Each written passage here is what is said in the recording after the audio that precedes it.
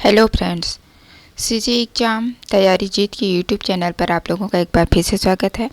आज के वीडियो में हम छत्तीसगढ़ उच्च शिक्षा विभाग प्रयोगशाला परिचारक भर्ती के लिए विज्ञान के कुछ इंपॉर्टेंट क्वेश्चन देखने वाले हैं, जो कि आपके होने वाले सभी एग्ज़ाम्स ये सिर्फ प्रयोगशाला परिचारक के लिए ही नहीं, विज्ञान के क्वेश्चन जो है सीजी व्यापम के परीक्षा में, पीएससी के परीक्षा में जितने भी एग्ज़ाम होते हैं उसमें सभी में जो है 2-3 क्वेश्चन रहते ही हैं। इसलिए जितने भी आप प्रतियोगी परीक्षा की तैयारी करने वाले स्टूडेंट्स हैं वो इस वीडियो को ज़रूर देखिए, इससे आप लोगों को ज़रूर जो है लाभ होगा। तो चलिए स्टार्ट करते हैं आज का video.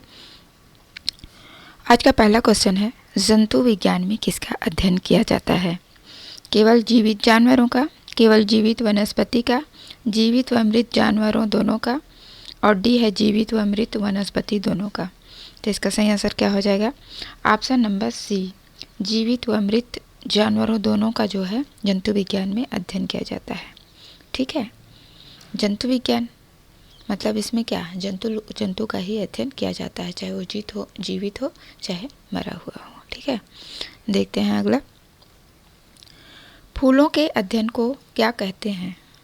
Phrenology, anthology, agrostology, palynology. तो इसका सही आंसर क्या हो जाएगा? Option number B. ठीक है, फूलों के अध्ययन को जो है एंथोलॉजी कहते हैं। ठीक, देखते हैं अगला। मधुमक्खी का उपयोग किया जाता है सेरीकल्चर में, टिश्यू कल्चर में, एपी कल्चर में या फिर पीसी कल्चर में? तो इसका सही आंसर क्या हो जाएगा? Option number C, apiculture में जो है मधुमक्खी का उपयोग किया जाता है। देखते हैं अगला। वृद्धावस्था एवं काल प्रभावन के विषय में ज्ञान प्राप्त करने की विधा को क्या कहते हैं?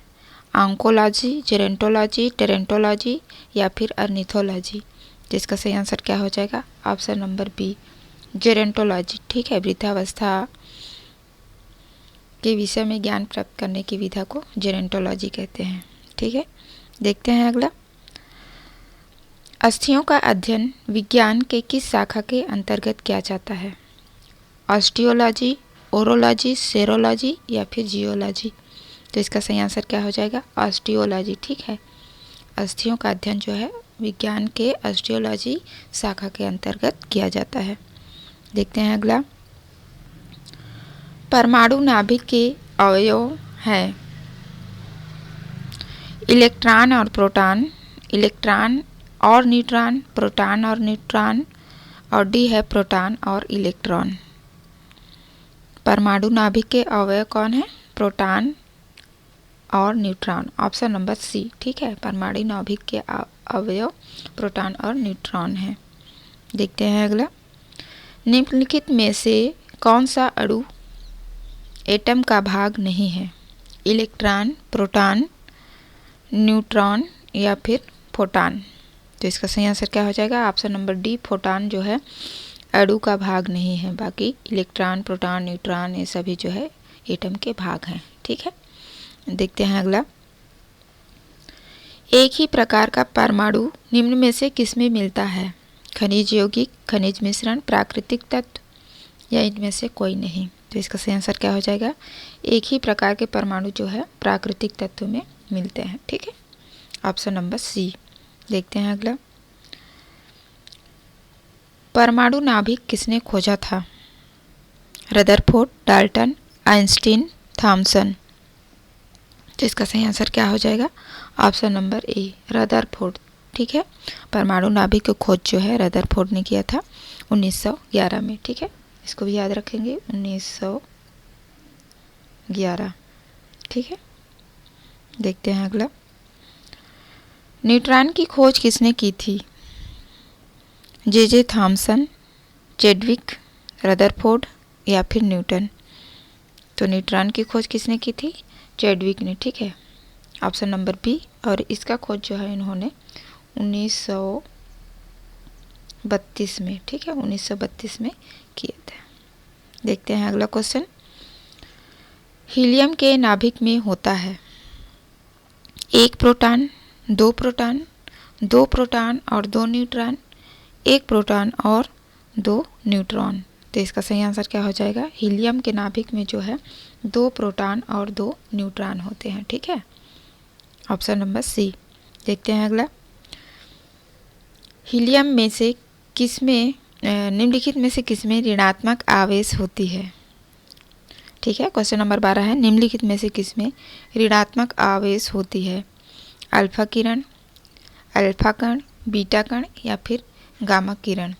तो इसका सही आंसर क्या हो जाएगा, ऑप्शन नंबर सी, बीटा कण में जो है ऋणात्मक आवेश होती है। ठीक है, बीटा कण। देखते हैं अगला, जिस तत्व के परमाणु में 2 प्रोटॉन, 2 न्यूट्रॉन और 2 इलेक्ट्रॉन हो उस तत्व की द्रव्यमान संख्या कितनी होती है, 2, 4, 6 या फिर 8। जिस तत्व के परमाणु में 2 प्रोटॉन, 2 न्यूट्रॉन और 2 इलेक्ट्रॉन हो उस तत्व में जो है द्रव्यमान की संख्या कितनी होती है, 4, ऑप्शन नंबर बी। ठीक है, देखते हैं अगला क्वेश्चन, परमाणु जिनमें प्रोटॉनों की संख्या समान परंतु न्यूट्रॉन की संख्या भिन्न भिन्न रहती है क्या कहलाते हैं, समदाबिक, समावयवी, समन्यूट्रॉनिक या फिर समस्थानिक। तो इसका सही आंसर क्या हो जाएगा, परमाणु जिनमें प्रोटॉनों की संख्या समान परंतु न्यूट्रॉन की संख्या जो है भिन्न भिन्न रहती है उसको क्या बोलते हैं, समस्थानिक। ठीक है, ऑप्शन नंबर डी। देखते हैं अगला क्वेश्चन, आइसोटोप वह नाभिक है जिसमें ए है न्यूट्रॉन की संख्या वही होती है परंतु प्रोटॉन की संख्या भिन्न होती है, बी प्रोटॉनों की संख्या वही होती है परंतु न्यूट्रॉन की संख्या भिन्न होती है, सी है प्रोटॉन और न्यूट्रॉन की संख्या वही होती है परंतु इलेक्ट्रॉन की संख्या भिन्न होती है, डी है प्रोटॉन और न्यूट्रॉन दोनों की संख्या भिन्न होती है। तो इसका सही आंसर क्या हो जाएगा, ऑप्शन नंबर बी, प्रोटॉन की संख्या वही होती है परंतु न्यूट्रॉन की संख्या भिन्न होती है। ठीक है, आइसोटोप नाभिक में प्रोटॉन की संख्या वही होती है परंतु न्यूट्रॉन की संख्या भिन्न होती है। देखते हैं अगला क्वेश्चन, रेडियो एक्टिविटी किसमें मापी जाती है, हाइड्रोमीटर में, गाइगर काउंटर से, सिस्मोमीटर से या फिर अमीटर से। तो इसका सही आंसर क्या हो जाएगा, रेडियो एक्टिविटी जो है गाइगर काउंटर से मापी जाती है। ठीक है, ऑप्शन नंबर बी।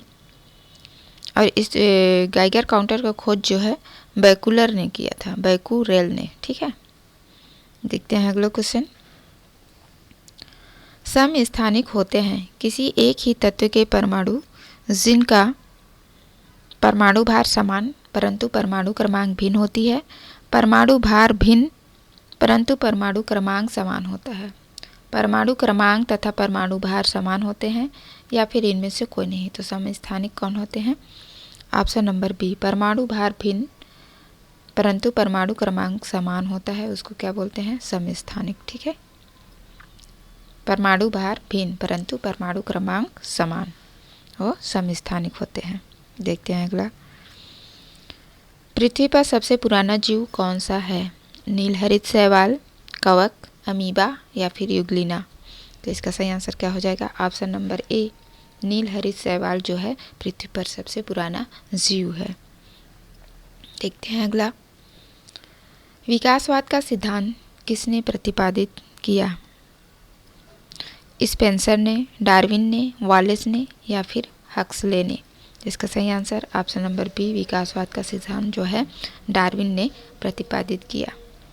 देखते हैं अगला क्वेश्चन, जीव विज्ञान को सबसे पहले किसने समझाया, न्यूटन, आइंस्टीन, चार्ल्स डार्विन या फिर लैमार्क। तो इसका सही आंसर क्या हो जाएगा, ऑप्शन नंबर डी, लैमार्क। जीव विज्ञान को सबसे पहले जो है लैमार्क ने समझाया। देखते हैं अगला क्वेश्चन, मैमथ किसके पूर्वज हैं, कुत्ते, घोड़े, ऊंट या फिर हाथी का।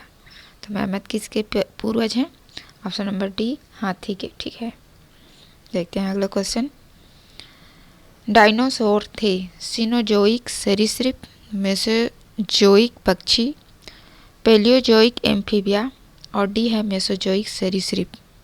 तो इसका सही आंसर क्या हो जाएगा, डायनासोर जो थे वो मेसोजोइक सरीसृप थे। ठीक है, ऑप्शन नंबर डी, मेसोजोइक सरीसृप।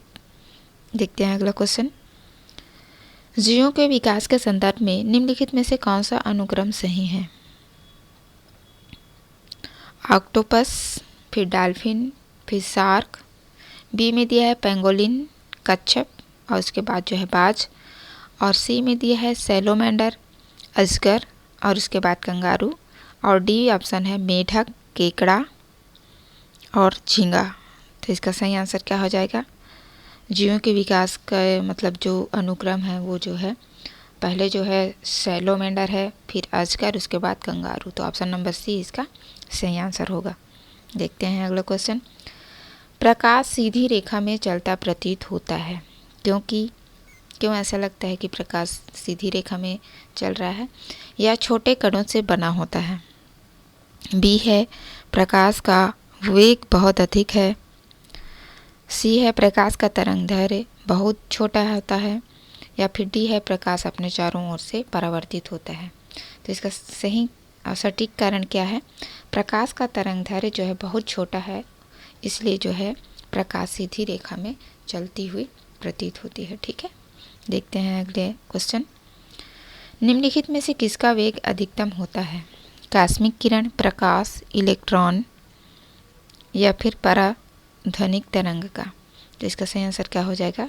सबसे अधिकतम वेग जो है प्रकाश का होता है। ठीक है, देखते हैं अगला क्वेश्चन। प्रकाश का वेग अधिकतम होता है हीरे में, पानी में, निर्वात में या फिर हाइड्रोजन में? तो इसका सही आंसर क्या हो जाएगा? ऑप्शन नंबर सी, प्रकाश का वेग जो है अधिकतम निर्वात में होता है। ठीक है, देखते हैं अगला क्वेश्चन।